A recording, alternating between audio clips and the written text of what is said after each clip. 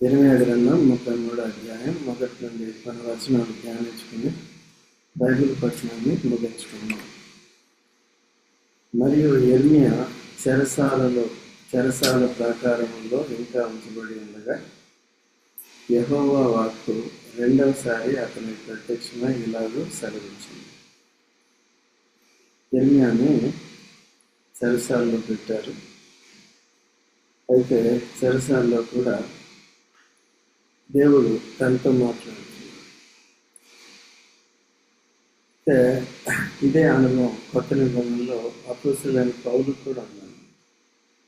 So ప్రతిదీ కూడా ఒక ఉద్దేశం ఉంటుంది. దేవుని ప్రేమించే వారికి, అంటే రోమ 8:28 అని చెప్తుంది, ఆయన సంకల్పం చెప్పిన పిల్లలైన వారికి సమస్తము మేలు పెరుగుగా సమకూడి జరుగుతుంది. ఇప్పుడు యిర్మీయాని జైల్లో పెట్టినా ఎక్కడ పెట్టినా ఈ లోకం బంధించగలదు, కానీ దేవునికి దూరపరచలేదు. దేవుని మాట వినకుండా, దేవుని పరిచర్య చేయకుండా ఎవరు కూడా ఆపలేదు.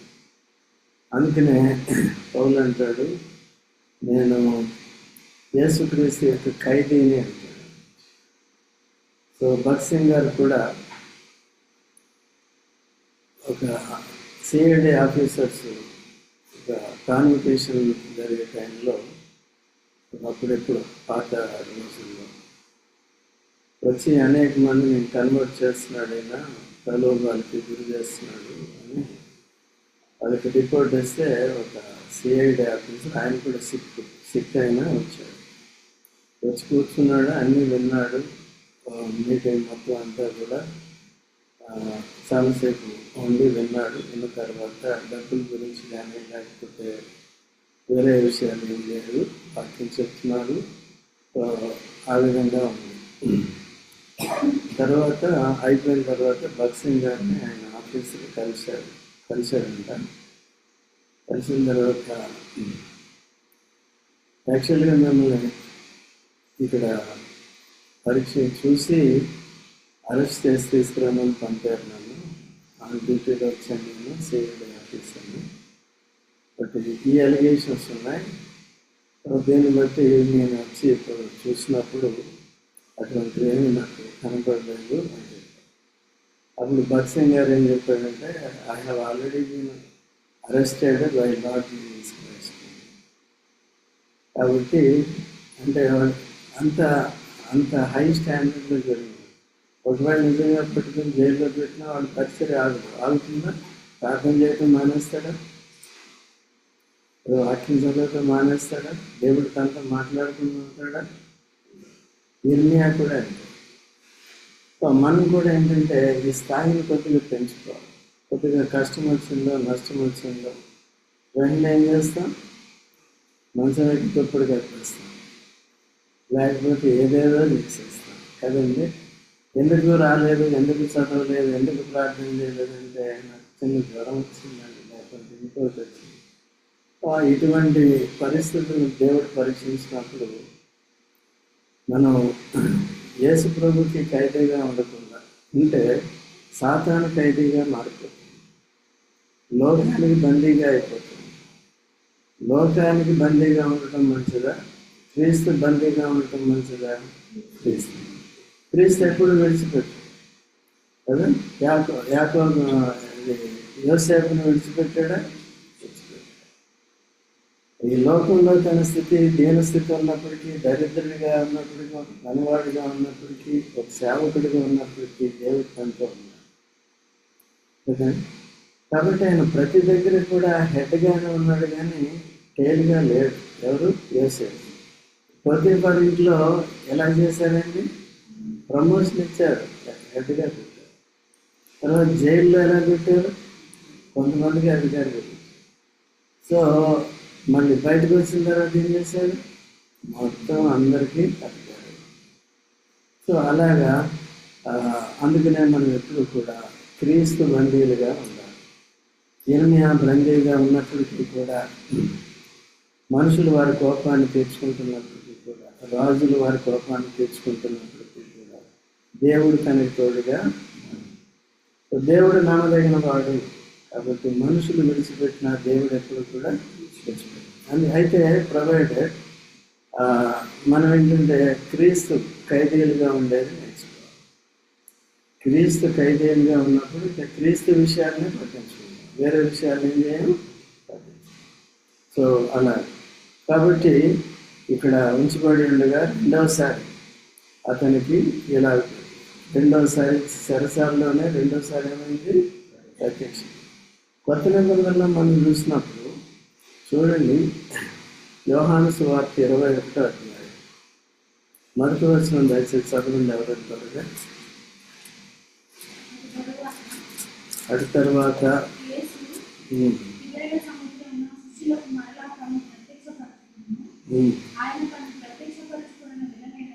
ఏదనగా సీమోను పేతురును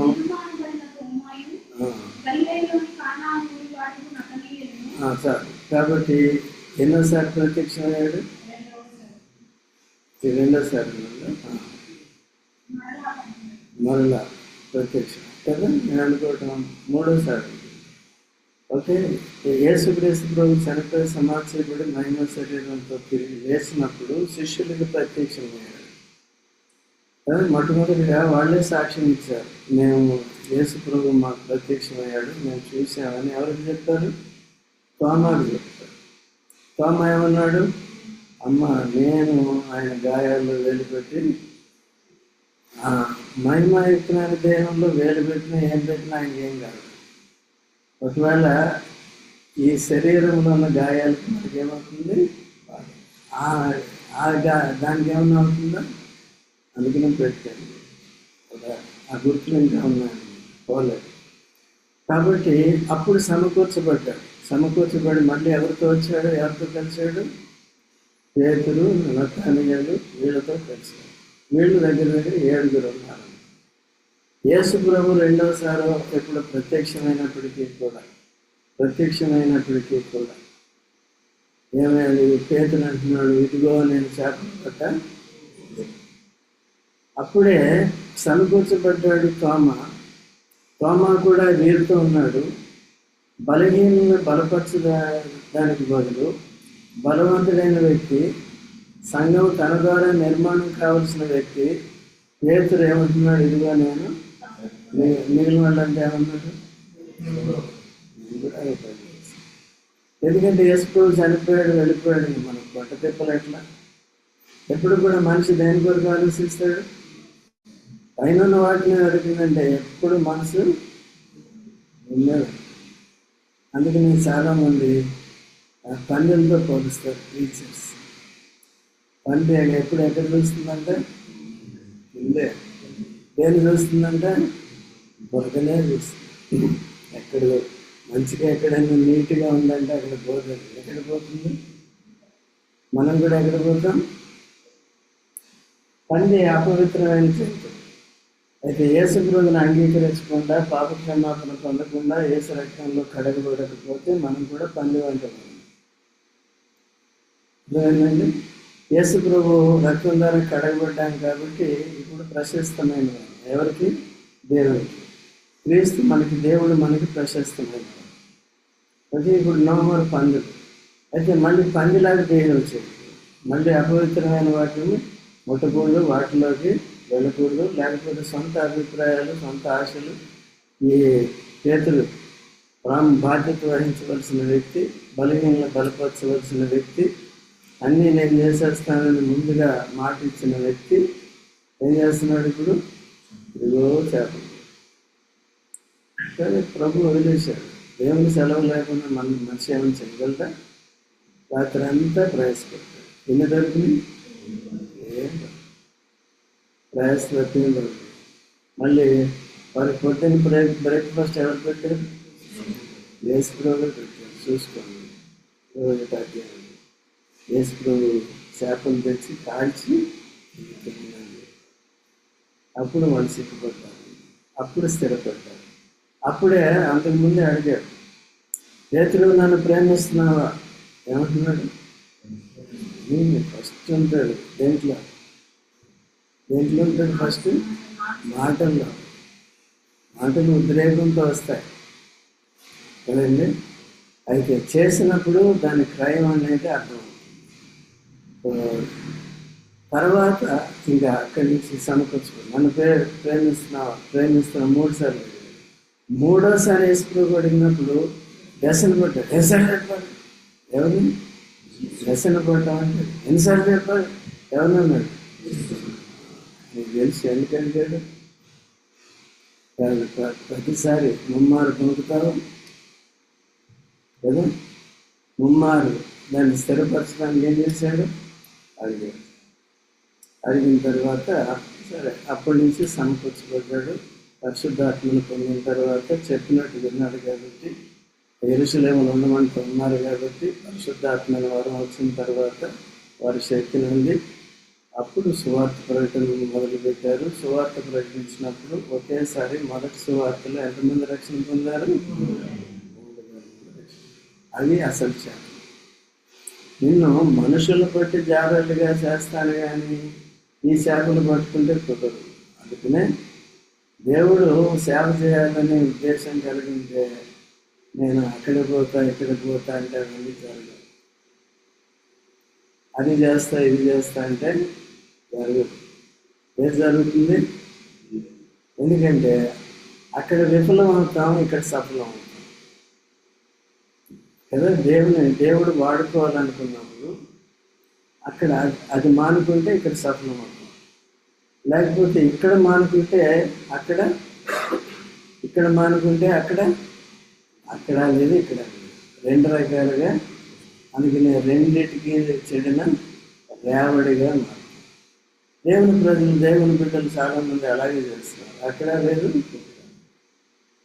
సో ఏ స్థాయిలో పిలిస్తే, ఏ స్థితిలో పిలిస్తే ఆ స్థితిలో సేవ చేయాలి. క్రీస్తు బందీలుగా మనం ఉండాలి. క్రీస్తు యొక్క ఉద్దేశాలు నెరవేర్చేవారుగా ఉండాలి. ఎప్పుడూ పసిపిల్లల్లాగా ఉండేది కాదు, ఎప్పటికీ నేర్చుకునేది కాదు. నేర్చుకుంటూ ఉంటూ నేర్చుకున్న దాన్ని బట్టి ఏం చేయాలి? దేవుని సేవ చేయాలి. దేవుడు ఏ పరిచయం ఇచ్చాడో ఆ పరిచయాన్ని మనం చేయాలి. ఓకే అండి. అట్లా వారందరూ కూడా తిరిగి సమకూర్చాడు. మనం కూడా ఆ రీతిగా సిద్ధపడాలి. ఎవరికి దేవుడు తోడుగా ఉంటాడు? పేతురు కూడా చెరసాల్లో ఉన్నాడు. చెరసాల్లో ఉంటే దేవుడు విడిపించాడా లేదా? ఏ రోజు ఏమన్నాడు? మరుసటి రోజునే చంపేద్దాం అనుకున్నాడు. ఆయన ఇష్టం చంపడానికి. ఎవరిష్టం? మమ్మల్ని కూడా ఎంతోమంది బెదిరించారు మొదట్లో చాలా కాలం. అయితే వాళ్ళ మొగ్గాలు కనబట్టలేదు కానీ దేవుడు నన్ను ఇంకా పెట్టాడు. ఇంకెన్ని రోజులు పెడతాడు తెలియదు. అర్థమైందా? కాబట్టి అలా ఇప్పుడు గ్రేస్ పీరియడ్లో ఉన్నాం. దేవుడు ఇచ్చిన వయసే ఎంత దాటేసింది కాబట్టి గ్రేస్ పీరియడ్ ఉంది. నెక్స్ట్ తయారవ్వాలి ఇంకోటి. కాబట్టి అలాగా గుర్తుపెట్టుకోండి. దేవుడు ఎవరితో మాట్లాడతాడు? చెప్పు, ఎవరితో మాట్లాడతాడు? క్రీస్తు ఖైదీలతో మాట్లాడతాడు. ఖైదీ ఎక్కడున్నప్పటికీ కూడా ఏమంటారు వాళ్ళు? పౌలు కూడా ఉద్దేశంతో, పౌలు చెరసాల్లో ఉన్నాడు కాబట్టి లేఖనంలో పైకెళ్ళాడు. చెరసాల్లో లేకపోతే ఈ బయట పరిచర్యతో బిజీగా ఉన్నాడు. చెరసాల్లో ఉన్నప్పుడు ఏం దొరికింది ఆయనకి? టైం దొరికిన తర్వాత ఆయన పోయి చెప్పడం కష్టం కదా. లేఖనాల ద్వారా ప్రతి సంఘానికి పంపించాడు అప్పుడున్న వారికి. అదే సమయంలో మనందరికీ తరతరాలకి కూడా బైబిల్లో పెట్టి ఏం చేశాను? చెరసాలలో కూడా దేవుడు ఏం చేశాడు? ఆయన్ని అట్లా ఆ మైండ్ మనసు మనం కలిగి ఉండాలి. క్రీస్తు కలిగిన మనసును కలిగి అని చెప్తారు. చూడండి తర్వాత ఇర్మియా 33లో 22వ మాటలో 2వ వచనంలో, మాట నెరవేర్చి యెహోవా స్థిరపరిచి ఉన్నని దానిని నిర్మించి యెహోవా అను నామము వహించిన వాడే ఇలాగో సెలవిచ్చింది. దేవుడు చెప్తున్నాడు ఏమని? మాట నెరవేర్చు. దేవుడు ఎవరంటే మాట నెరవేర్చు. సో మనం కూడా దేవుని బిడ్డలుగా దేవుడు ఏం కోరుకుంటున్నాడు? ఎవరు దేవుని మందిరంలో నిలబడేవారు, దేవుని సన్నిధిలో నిలవగలిగేవారు ఎవరు? మాట తక్కువ. అనేకులు మీలో బోధకులు కావద్దన్నారు కదా. ఎవరన్నారు? యాకోబు. ఎక్కడన్నాడు? యాకోబు పత్రిక 3:1. ఎందుకంటే అన్నాడు? అనేకులు మాట మీద నిలబడరు, వాగ్దానం చేస్తారు, నెరవేర్చరు. ఇప్పుడు పేతురే చూడండి, యేసుప్రభుకి ఎన్నో వాగ్దానాలు చేశాడు, నెరవేర్చాడు ఒకటేనా? ఆ సామర్థ్యం దేవుడు ఇచ్చినప్పుడు నెరవేర్చాడు. తన అంతటి తాను చేస్తానంటే సరే, నువ్వు బలపరిస్తే నేను చేస్తాను ప్రభు, నా అంతటి నేను చేయను. అప్పుడు కూడా ఆ గ్రహింపు అనేది ఉండాలి. సో కాబట్టి అనేక సార్లు మాట వింటాం, దేవుని మాట, దాన్ని నెరవేర్చాం. గుర్తుంటుంది, అన్నీ ఉంటాయి, గుర్తుపెట్టుకోండి. కొంతమంది ఏం చేస్తారు? మర్చిపోతే ఏం లేదు. వినివారు దానిలా, చదివేవారు దానిలా. చదివి విని, ఇంటి దగ్గర చదువుకుని ఇక్కడికి వచ్చి విని చదివిన వాక్యాన్ని ఏం చేయాలి? గాయకున్నా. అయితే నువ్వు చదువుకున్న దాన్ని సరిగ్గా అర్థం చేసుకోకపోతే రాంగ్ రూట్లో గాయకుంటే మళ్ళీ ప్రాబ్లం వస్తుంది. నువ్వు చదువుకున్నా నాకు అర్థమైపోయింది, ఎట్లా చేస్తాను అనుకుంటా. ఒకసారి చర్చకి వచ్చి మాతో కన్ఫర్మ్ తెలుసుకోవాలి. అర్థమైందని ఒకవేళ ఏదైనా డెసిషన్స్ తీసుకునే పరిస్థితులు ఉంటాయి, జాగ్రత్త వచ్చి మళ్ళీ మాట్లాడి అలా చేయాలి. ఓకే, ఉద్రేకాలు ఏం చేయకూడదు. మన దేవుడు ఎటువంటి వాడంట? మాట నెరవేర్చే యెహోవా. స్థిరపరచవలన దాన్ని ఏం చేస్తున్నాడు? నిర్మిస్తున్నాడు. ఎందుకు కోలుగొడుతున్నాడు? ఎందుకు వారిని చెరసాలకు పంపించాడు? నిర్మించటానికి. ఫస్ట్ కోలుగొడతాడు, తర్వాత ఏం చేస్తాడు? ఇది కూడా షెడ్ ఉండేది. ఇలా కట్టాలంటే ఏం చేస్తాం? మొత్తం కోలుగొట్టాయి. ఇప్పుడు బాగుందా? అప్పుడు బాగుందా? ఇప్పుడు మీరు కొంతమంది చూస్తుంటారు కదా. మీరు చూసారా? 10 years పైన, 2 ఎవరన్నా చెట్లు గుర్తున్నాను ఉండేదనుకుంటా. సో కాబట్టి ఆ విధంగా సో దేవుడు మన జీవితాన్ని కట్టుకోవాలి. శరీర తత్వాన్ని కొనగొట్టాలి, అప్పుడే ఆత్మీయ తత్వం ఏర్పడుతుంది. మన సొంత అభిప్రాయాలను మనం కోలుగొట్టినప్పుడు ఏమవుతుంది? ఇర్మీయాకి దేవుడు ఇచ్చిన పరిచయం ఏంటి తెలుసా మీకు?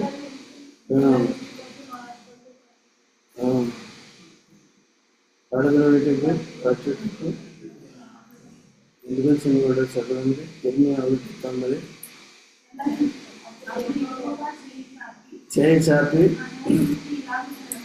ఇలాగ సెలవిచ్చను, ఉంచి ఉన్నాను, ఎల్లగించుటకు, విరగొట్టుటకు, నశింపుటకు, రేటుకు. దేంతో పడగొట్టాలి, దేంతో నశం చేయాలి, దేంతో కట్టాలి, దేంతో నాటాలి?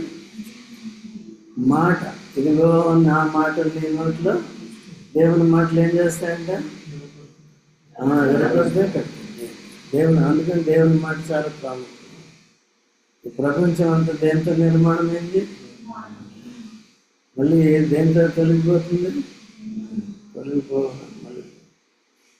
అదృశ్యమైనది దృశ్యమైన వాటిగా చేశాడు, దృశ్యమైనవి అదృశ్యమైనవి చేయాలి.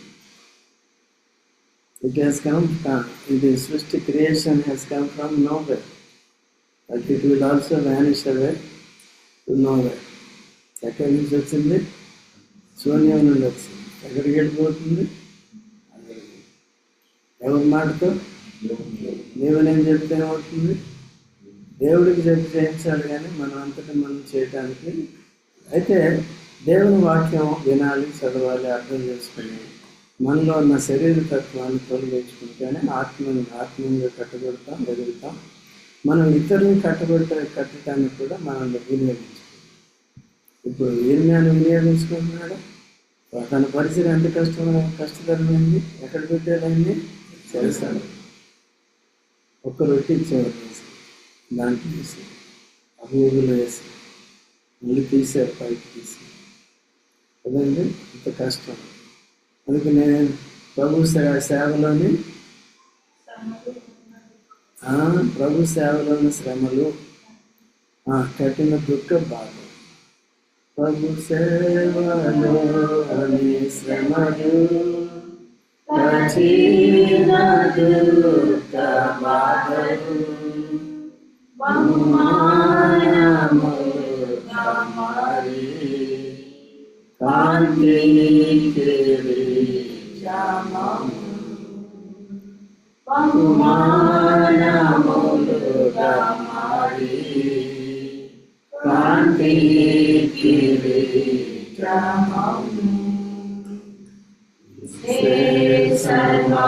సర్వాధికారి క్రీస్తే అల్ఫా ఒమేగా, ఆది అంతము క్రీస్తే, యుగాయుగములు క్రీస్తే, క్రీస్తే సర్వాధికారి. కాబట్టి అందుకు నేను ఏమంటున్నాడంటే 3వ వచనంలో, నాకు మొరపెట్టుము నేను నీకు ఉత్తరం ఇచ్చేదను,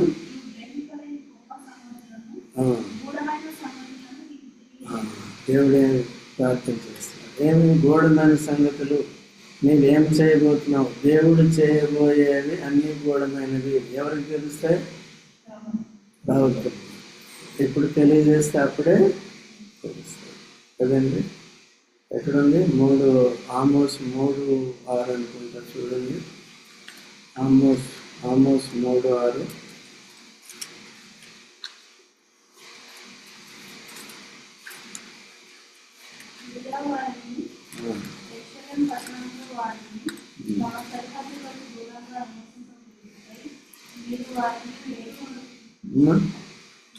కాదు 6.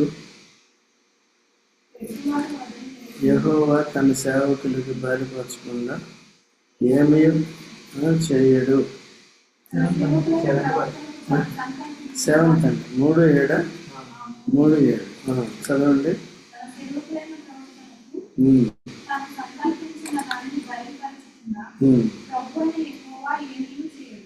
ఏమీ ముందేం చేస్తాడు?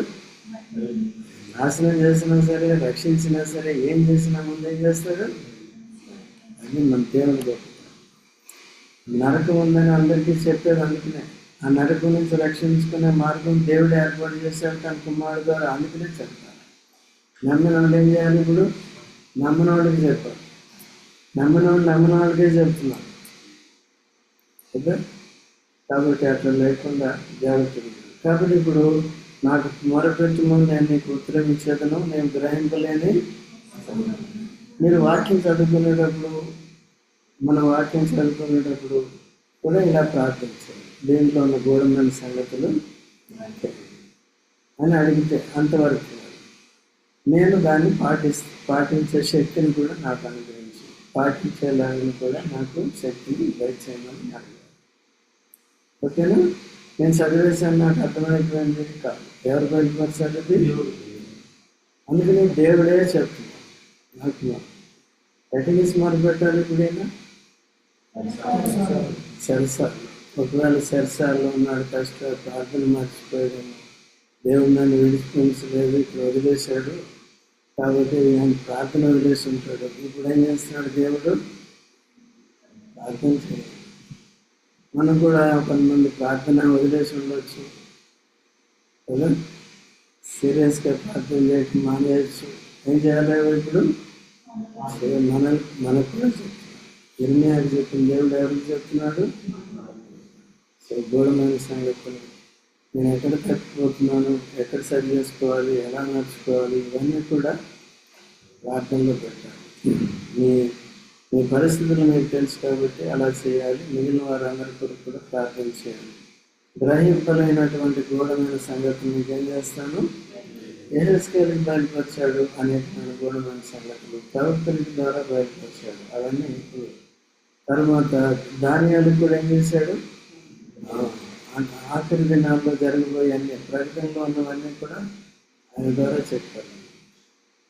సో అలాగా దేవుడు మనకు కూడా గూఢమైన సంగతిని బయలుపరిచాడు. ఇప్పుడు ఈ క్రమం, ఈ పద్ధతులు భక్సింగ్ గారు కూడా అలాగే ప్రార్థన చేసినప్పుడు ఈ పద్ధతి అంతా కూడా తనకు బయటకు వచ్చింది. అయితే ఒకటి ఆయన ఈ క్రమం ఈ పద్ధతి అనేది ఎక్కడ రాయటం కానీ చెప్పడం లేదు. కొన్ని పాటలు చెప్పారు కానీ ఇట్లా ఎక్కడ ఉంది ఏంటి అనే సంగతులు తెలియదు చాలా మందికి. అందుకనే ఇంకా కలవర పరిస్థితుల్లో ఉంటారు. మేము కూడా అలాగే ప్రార్థన చేశాం మొదట్లోనే.